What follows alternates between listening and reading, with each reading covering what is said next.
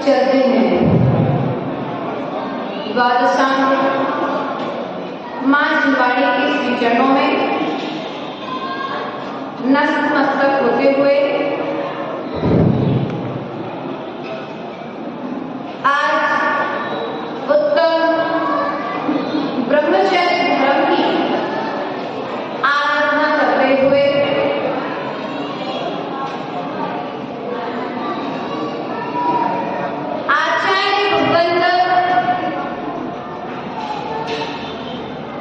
इस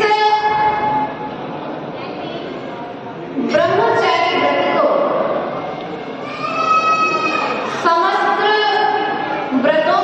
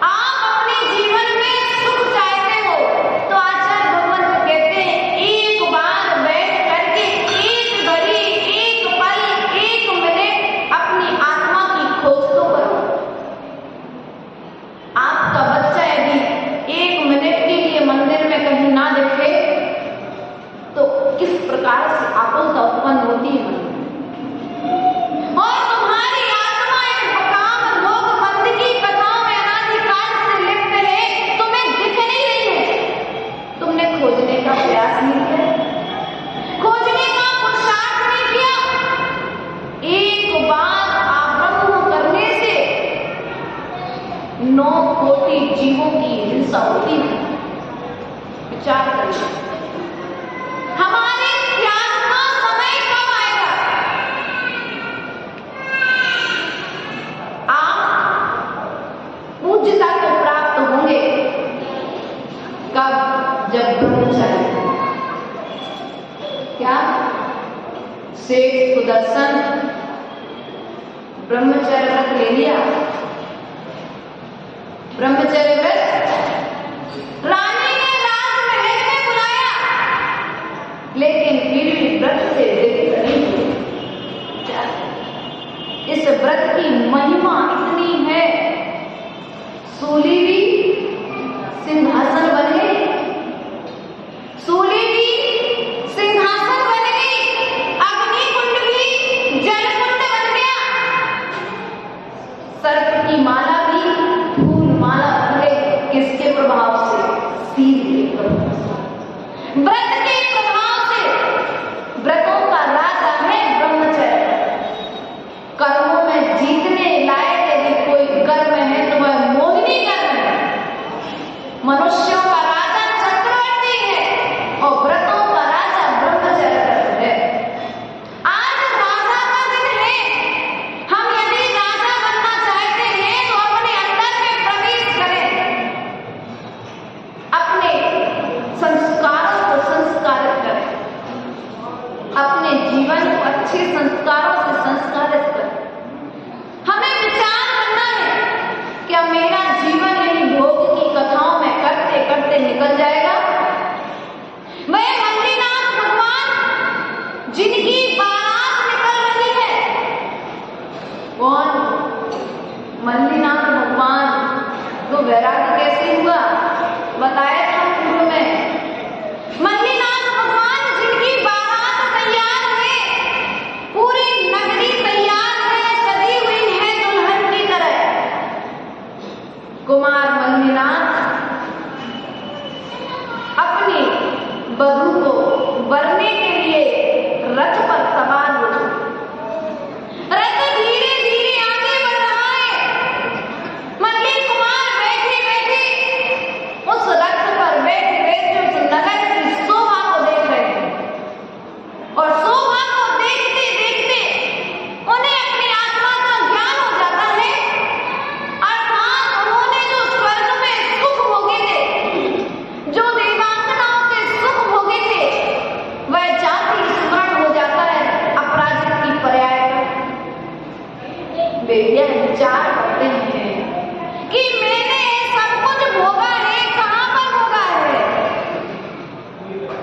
ध्यान लगाते हैं अपराजित की पर्याय में, स्वर्ग में मैंने इससे सुंदर सुंदर अप्सराओं के नृत्य देखे, इससे सुंदर सुंदर देवियां हमारे साथ में रही हैं।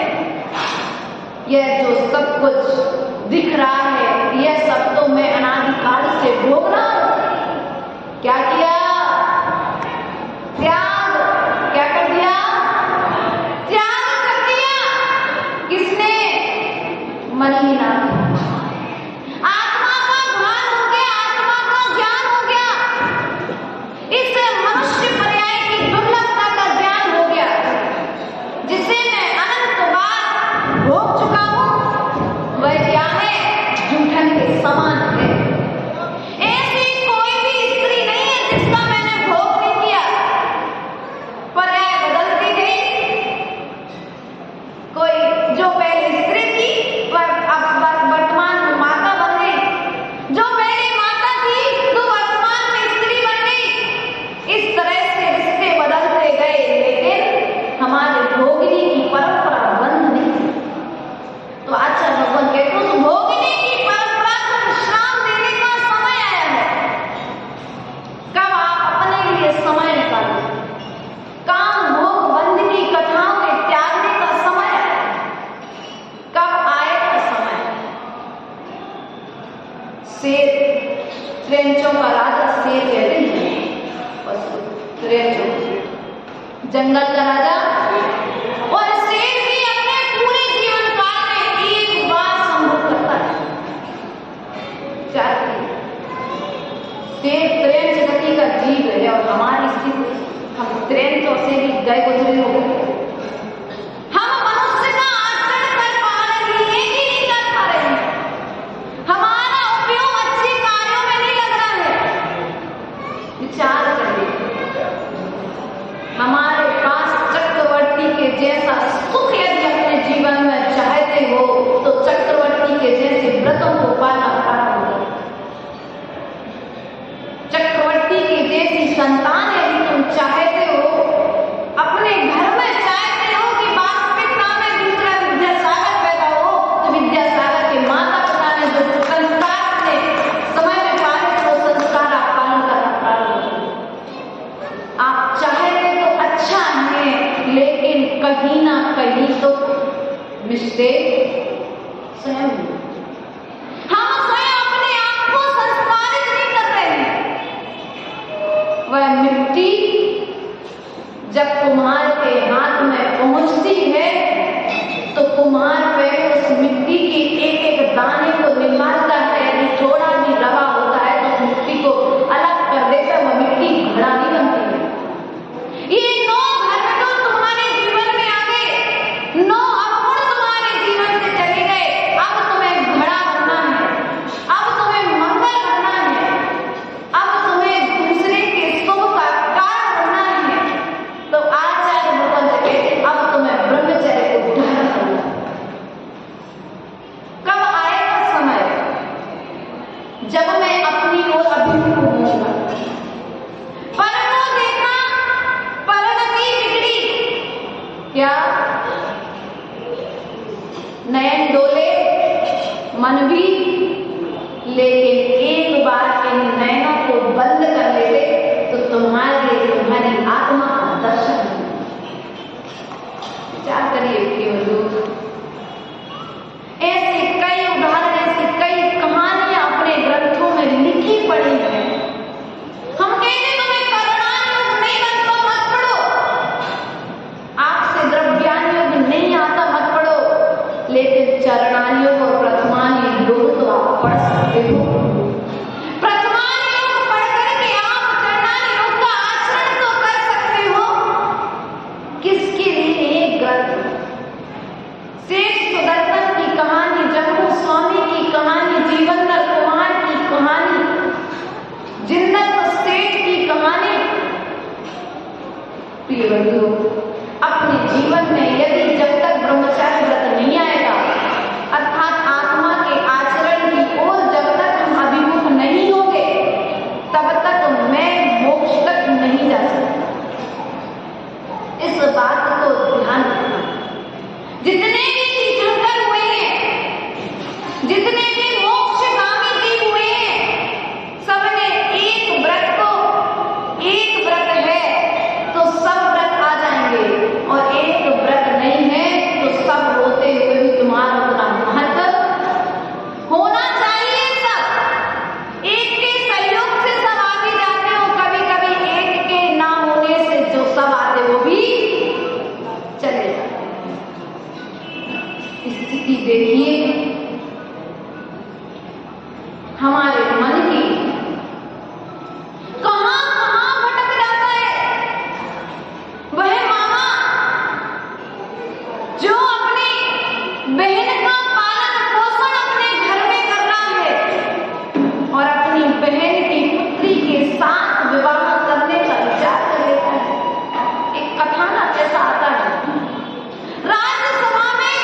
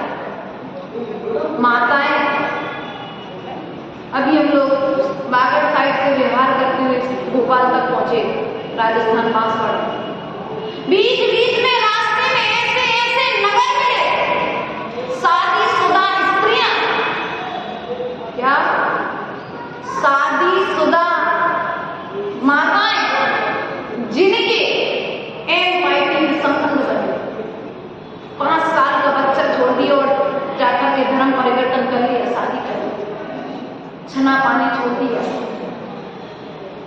हमारी स्थिति क्या है, हमारे मन की गति क्या है, विचार करो। जो आज बाल ब्रह्मचारी ने कुछ समय के पश्चात फोन आदि की सुविधाएं आपने दे दी, आपका कोई कंट्रोल नहीं अपने बच्चों पर। आपने फोन दे दिया, किससे कब बात हो रही है इसका कोई पता नहीं। आप बाद में छाती ठोकने लगे मंदिर के सामने खड़े होकर के, मेरा बच्चा भर गया, मेरी बच्ची। पहले कंट्रोल रखना। पहले तुम जाकर के साधु के चरणों में जाते और कहते, भगवान नियम दे दो कि जब तक विवाह नहीं होगा तब तक ब्रह्मचारी रहें, शादी करेंगे तो जैन कुल में करेंगे। लेकिन आज स्थिति क्या है कि माता पिता स्वयं अपने बच्चों को इतने ढील देकर के रखे और जैन धर्म को अशुद्ध कर रहे, बदनाम कर रहे, अपने अनछने पाने को स्वयं छने पाने को अनछना। प्रिय बंधुओं, अपने आचरण पर ध्यान दीजिए, अपने आचरण को शुद्ध रखिए। विचार करना है, हमारे कुल से जन्मी कन्या दूसरे के कुल में जा रही है। अभी पिछले वर्ष चातुर्मास हुआ हमारा, ऐसा एक परिवार अच्छे पैसे से संपन्न मुनिश्री निर्यापकाचार्य सुधा सागर जी के भक्त, हर साल शिविर में जाने वाले और हर तरीके से समर्पित, उनकी बच्ची ने जो झाड़ू लगाने का उससे शादी कर दी। क्या रही माता पिता की इज्जत? बताइए, गलती कहीं ना कहीं आप लोगों की है कि नहीं? आप बच्चे को दोष दे रहे, उस बच्चे की गलती नहीं थी। जब बच्चा पहली बार गलती करके आए और माँ एक बार अगर थापड़ लगा दे तो दूसरी बार गलती करने का विचार ही करेगा। लेकिन हमने क्या किया, पहली बार गलती करी तो छुपा ली, दूसरी बार गलती करी तो छुपा ली, और तीसरी बार वो जब ऐसी गलती करके आया कि तिलक न लगा करके कलंक लगा दिया। इसलिए प्रिय बंधुओं, हम विचार करना है, हम उस कुल संस्कृति के हैं जिस कुल में बाहुबली और भरत जैसे पुत्र जन्म लेते हैं। हम उस कुल संस्कृति के हैं जिस कुल में ब्राह्मणी सुंदरी चंदना जैसी सखियों के जन्म होते हैं। ब्राह्मणी सुंदरी जिनसे कहा गया, बेटा विवाह के योग हो गए, ये राज्यसभा क्यों लगी पिताजी? बेटा तुम्हारे योग्य वर देखना है, इसलिए समस्त राज्य के राजाओं को सलाह करने के लिए बुलाया। पिताजी का मस्तक, पिताजी आपके लिए भी कभी किसी के सामने मस्तक झुकाना पड़ेगा। हाँ बेटा, कब? जो तुम्हारे लिए विवाह करके ले जाएगा उसके समक्ष तुम्हें अपना मस्तक, हमें अपना मस्तक झुकाना पड़ेगा। मेरे कारण मेरे पिता को किसी के सामने मस्तक झुकाना पड़े, ऐसा काम मैं नहीं करोगी। आजीवन ब्रह्मचारी व्रत धारण करेगी। और आज हमारे सामने स्थिति क्या है, हम आजीवन व्रत दिला पाए या ना दिला पाए अपने बच्चों को, कम से कम विवाहित के पेट तक का ब्रह्मचारी व्रत, जैन कुल में शादी करने का नियम तो आज के दिन जरूर दिला। वह दोनों पुत्रियां ब्रह्मचारी हो जाती हैं और उनसे यह बात पता चलती है कि आज तुम्हारे सामने आई तो माता जी जाती। यदि ब्राह्मणी सुंदरी घटना लेती, दीक्षा नहीं लेती तो आज माता जी बनने की परंपरा न होती। आदिनाथ के काल से आई तो माता जी की परंपरा प्रारंभ हुई। ब्राह्मणी सुंदरी ने दीक्षा लेकर स्त्रियों के लिए भी मोक्ष का मार्ग खोला है। प्रिय बंधु, वह नैना सुंदरी और सुर सुंदरी जैसी कन्याएं मैं अपने भाग्य का साथी हूं। मेरे भाग्य में जो होगा पिताजी आप वही देख पाएंगे। कोडी के साथ विवाह कर दिया ऐसी कुलवती स्त्रियां पिता के माथे का सौभाग्य होती है, माथे का तिलक होती है, लेकिन वे पुत्रियां जो धर्म को छोड़ करके, कुल को छोड़ करके अपनी इच्छाओं की पूर्ति के लिए अन्य मत में जा रहे हैं, वे वास्तविकता में कलंक नहीं तो क्या है। इसलिए ये माताओं, पूज्य पिताजी यहाँ सब विराजमान है। आज उत्तम ब्रह्मचर्य का दिन है। अपने घर जाना और अपने अपने बच्चों को लेकर के आना, बड़ी प्रसन्नता हुई। उत्तम संयम का दिन था। सुनील भैया आए, बोले माता जी हमारे बच्चे आपके पास आते हैं, आप उनको कोई नियम दे देना। क्या दे देना? उन्होंने आकर के हमसे कह दिया कि नियम दे देना। अब नियम कौन सा दिया जाए? चारों बच्चे बैठे थे, चारों बच्चों को नियम दे दिया। उन्होंने आहिस्ता से आसानी से ले भी लिया। क्यों? क्योंकि घर में अभी कंट्रोल है, बढ़ती आज्ञा है, अभी मन को भटकने के लिए अपन ने छूट देकर के।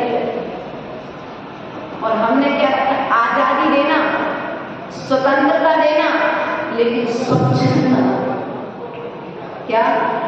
बच्चों को स्वतंत्र रखो, लेकिन स्वच्छंद मत रखो।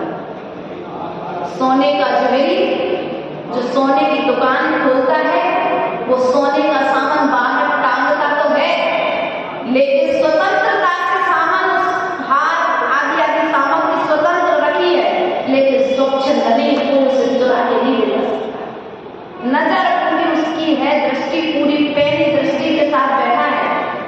सामने वाला सोच रहा है कि ज्वेलरी नींद में है, नौकर सोचे कि ज्वेलरी नींद में है तो उठा करके ले जाए, लेकिन एक चांदी का टुकड़ा भी आप धोखे से लेकर के नहीं आ सकते।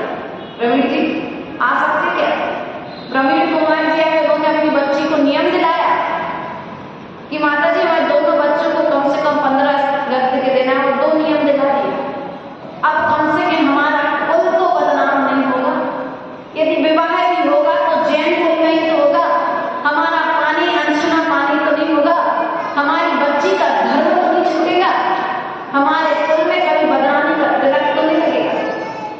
इसलिए प्रिय बंधु, आप अपने इस मनुष्य पर्याय को, जैन धर्म को धन्य यदि करना चाहते हैं तो बिल्कुल अपने बच्चों को निसंदेश होकर के अपने बच्चों को नियम दिलाएं। एक जैन कुल में शादी करेंगे। दूसरा, कभी आत्महत्या नहीं करेंगे। क्या आत्महत्या का नियम भाई फोटो मैंने दिलाया था? जैन कुल में ही शादी करेंगे। कभी भी अदर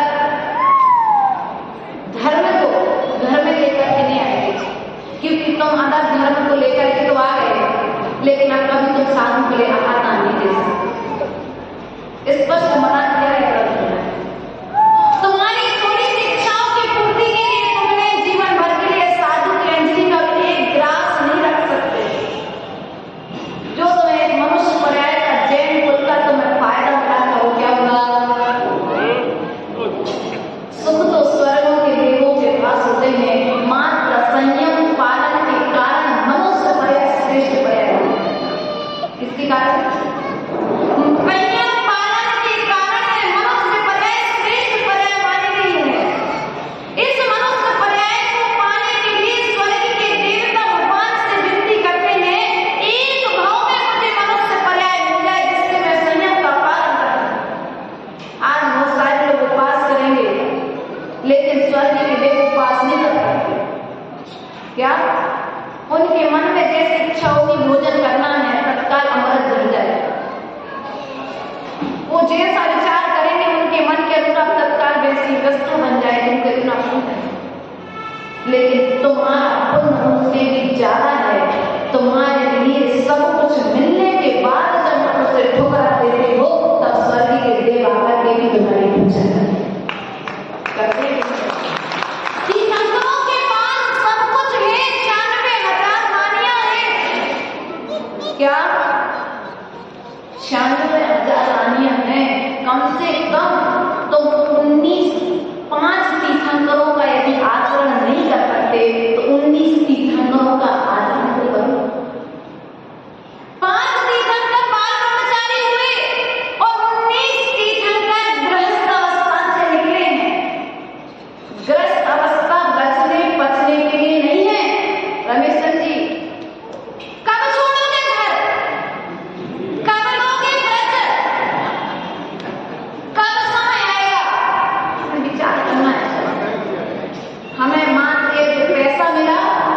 यह जो परिवार मिला, यह जो पत्नी मिली, यह जो पुत्र मिले, इनका मोह कब तक चलेगा? कभी भी इन पर ब्रेक आएगा कि नहीं आएगा? इनकी छोड़ने का, त्याग करने का भाव आएगा कि नहीं आएगा? यह हमें स्वयं विचार करना पड़ेगा। प्रिय बंधुओं, अभी तक तुमने पर के राग में अपने जीवन को राग दिया है। देखो, जब तुम्हारे घर से किसी की अर्थी आती है और जब वह अर्थी जाती है, तब आप उसको छू लेते हैं और छूने के बाद, जलाने के बाद यदि उसका एक टुकड़ा राख भी तुमको छिप जाए तो तुम अशुद्ध हो जाते, हो जाते कि नहीं हो जाते? लेकिन जो इस ब्रह्मचर्य व्रत का पालन कर रहा है, उसके उस लकड़ी में, उस पालकी में हाथ लगाने के लिए भी बोली दी जाती है। वह अपने आप को पवित्र मानता है, उस राख के लिए भी मस्तक से लगाता है। मरने के बाद में ब्रह्मचारी की राख उजली हो जाती है। प्रिय बंधु, राख सबको होना है। राख तुम्हें भी राख होना, हमें भी राख होना है, लेकिन तुम्हारे जाने के बाद में तुम्हारी राख की भी पूजा हो, तुम्हारी राख की भी वंदना हो, ऐसा कुछ काम करके जाना तो वास्तविकता में तुम्हारा मनुष्य पर्याय पाना, यह ब्रह्मचर्य व्रत धर्म मनाना सार्थक होगा, वरना आए और जाना सबका है। इसी प्रकार से इन्हीं भावनाओं के साथ उत्तम ब्रह्मचर्य धर्म की